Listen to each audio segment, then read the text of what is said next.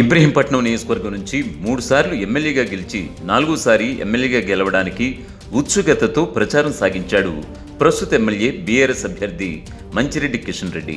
కిషన్ రెడ్డి గెలుపు సునాయాసమని, నల్లేరు మీద నడకని ఆయన అనుచరులు చెబుతుండగా బీఆర్ఎస్ అధిష్టానం కూడా తొలుత గెలిచే సీట్లలో ఇబ్రహీంపట్నం కూడా లెక్కలో వేసుకోవడం గమనార్హం. కాగా గ్రూప్ తగాదాలను తట్టుకుని నిలిచి గెలిపే లక్ష్యంగా పోరాడుతున్నాడు కాంగ్రెస్ అభ్యర్థి మల్రెడ్డి రామ్రెడ్డి. ప్రభావవంతమైన నాయకుల కొరత ఉన్నప్పటికీ ప్రత్యర్థులతో పోటీ పడుతున్నాడు బీజేపీ అభ్యర్థి నోముల దయానంద్ గౌడ్. ఈ నేపథ్యంలో ఇబ్రహీంపట్నం నియోజకవర్గంలో గెలుపోటముల అంచనాలపై వోల్గా న్యూస్ స్పెషల్ ఫోకస్. ప్రస్తుత ఎన్నికలలో ఇబ్రహీంపట్నం నియోజకవర్గం నుంచి బరిలో ఉన్న బీఆర్ఎస్ అభ్యర్థి మంచిరెడ్డి కిషన్ రెడ్డి ఏప్రిల్ 11, 1953న జన్మించారు. ప్రస్తుతం ఇబ్రహీంపట్నం శాసనసభ 3వసారి కొనసాగుతున్న కిషన్ రెడ్డి హైదరాబాద్లోని నిజాం కాలేజీలో గ్రాడ్యుయేషన్ పూర్తి చేశారు. వ్యవసాయ కుటుంబానికి చెందిన కిషన్ రెడ్డి 1975లో BA డిగ్రీ పూర్తి చేశారు. ఇబ్రహీంపట్నం నియోజకవర్గ అభివృద్ధి లక్ష్యంగా 2015 ఏప్రిల్లో టీడీపీకి రాజీనామా చేసి బీఆర్ఎస్లో జాయిన్ అయ్యారు. బీఆర్ఎస్ అధ్యక్షుడు కేసీఆర్ జనవరి 2022లో రంగారెడ్డి జిల్లాకు బీఆర్ఎస్ అధ్యక్షుడిగా ఆయనను నియమించారు. 2009లో 2014లో టీడీపీ నుంచి ఇదే నియోజకవర్గం నుంచి గెలుపొందిన కిషన్ రెడ్డి 2018లో టీఆర్ఎస్ తరపున పోటీ చేసి సునాయాసంగా గెలిచారు. ఈ నేపథ్యంలో 4వసారి కిషన్ రెడ్డి గెలుపొందడమే కాక మంత్రి పదవిని దక్కించుకుంటారని ఆయన అనుచరులు ఆనందంతో ఉన్నారు. 30 ఏళ్లుగా రాజకీయాల్లో కొనసాగుతున్న మంచిరెడ్డి కిషన్ రెడ్డి ప్రస్తుతం ప్రభుత్వ హామీల కమిటీ చైర్మన్ గా కొనసాగుతున్నారు. కాంగ్రెస్ అభ్యర్థిగా బరిలో నిలిచిన మల్రెడ్డి రామ్రెడ్డి ఫిబ్రవరి 10, 1962న తెలంగాణలోని రంగారెడ్డి జిల్లా ఎల్బీ నగర్లో జన్మించారు. అతను వ్యవసాయ రాజకీయ కుటుంబంలో జన్మించాడు. మల్రెడ్డి రామ్రెడ్డి 1981లో భారత జాతీయ కాంగ్రెస్ పార్టీలో చేరారు. 2001లో హైత్ నగర్కు మండల ప్రజా పరిషత్ అధ్యక్షుడిగా నియమితులయ్యారు. 2014 సార్వత్రిక ఎన్నికల్లో ఇబ్రహీంపట్నం నుంచి స్వతంత్ర అభ్యర్థిగా శాసనసభకు పోటీ చేయాలని నిర్ణయించుకుని గట్టి ప్రత్యర్థులను ఎదుర్కొన్నప్పటికీ స్వల్ప ఓట్ల తేడాతో 2వ స్థానంలో నిలిచి గణనీయమైన ఫీట్ను సాధించాడు రామ్రెడ్డి. బీజేపీ అభ్యర్థిగా బరిలోకి దిగిన నోముల దయానంద్ గౌడ్ ప్రస్తుతం బీజేపీ తెలంగాణ కార్యవర్గ సభ్యుడిగా ఉన్నారు. తెలంగాణలోని రంగారెడ్డి జిల్లా హైతనగర్ మండలం ఇంజాపూర్ గ్రామంలో సెప్టెంబర్ 30, 1964న జన్మించారు. ఆయన అంకితభావం, పార్టీలో చురుగ్గా పాల్గొనడం వల్ల హైతనగర్లో కాంగ్రెస్ పార్టీలో ముఖ్య నాయకుడిగా ఉన్నాడు.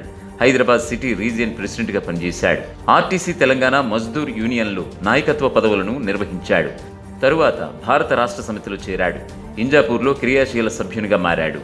2009 నుంచి 2014 వరకు తెలంగాణ ఉద్యమంలో పాల్గొన్న ఆయన ప్రత్యేక తెలంగాణ రాష్ట్ర ఏర్పాటుకు తన నిబద్ధతను ప్రదర్శించారు. అక్కడ సామాజిక కార్యక్రమాలు, ర్యాలీలు, నిరసనలలో చురుగ్గా పాల్గొన్నారు. ప్రస్తుతం బీజేపీలో చేరిన నోముల దయానంద్ గౌడ్కి ఇబ్రహీంపట్నం నుంచి పార్టీ టికెట్ ఇచ్చి బరిలోకి దించింది బీజేపీ. ఇప్పటి వరకు జరిగిన ఎన్నికలను పరిశీలిస్తే గడిచిన 4 ఎన్నికలలో 3 సార్లు గెలిచిన చరిత్ర బీఆర్ఎస్ అభ్యర్థిగా బరిలో ఉన్న కిషన్ రెడ్డిది. కాగా సమీపంలో ఓడిపోయిన వారు కూడా మల్రెడ్డి కుటుంబానికి చెందినవారే. అదే కుటుంబానికి చెందిన ప్రస్తుత కాంగ్రెస్ అభ్యర్థి మల్రెడ్డి రామ్రెడ్డి గతంలో స్వతంత్ర అభ్యర్థిగా పోటీ చేసి కిషన్ రెడ్డి మీద ఓడిపోయాడు. పటిష్టమైన కేడర్ కిషన్ రెడ్డికి పునాదిలో పనిచేయడం అతనికి ప్లస్ పాయింట్. దీనికి తోడు టీడీపీ నుంచి బీఆర్ఎస్లోకి రావడంతో ఆ కేడర్ అంతా ఇంకా తనతోనే ఉండటం అతనికి మరో ప్లస్ పాయింట్గా నిలుస్తోంది. దీనివల్ల సిట్లర్స్ కూడా కిషన్ రెడ్డి వెంటే ఉండటం మరొక ప్లస్ పాయింట్. బీఆర్ఎస్కి సిట్లర్లు వ్యతిరేకంగా ఉన్నప్పటికీ ఈ నియోజకవర్గంలో మాత్రం కిషన్ రెడ్డిని అంటిపెట్టుకుని ఉన్నారు. దీనికి తోడు నియోజకవర్గంలో బీఆర్ఎస్ ఎమ్మెల్యేగా చేసిన అభివృద్ధి తన గెలుపును సునాయాసం చేస్తుందని కిషన్ రెడ్డి పలు సందర్భాల్లో చెప్పడం అతని ఆత్మవిశ్వాసాన్ని సూచిస్తోంది.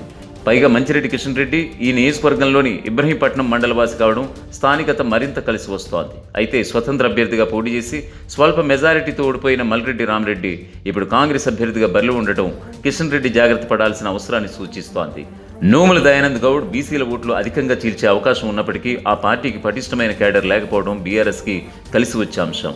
ఇబ్రహీంపట్నం సీటు 1972 నుంచి 1978 వరకు జనరల్ సీటుగా, 1978 నుంచి 2004 వరకు రిజర్వ్డ్ సీటుగా ఉంది. కాగా డీలిమిటేషన్ తర్వాత జనరల్ సీటుగా మార్చబడింది. ఐఎన్సీ 6 సార్లు, సిపిఎం 3 సార్లు, టీడీపీ 4 సార్లు, టీఆర్ఎస్ 1 సారి ఈ నియోజకవర్గం నుంచి గెలిచాయి.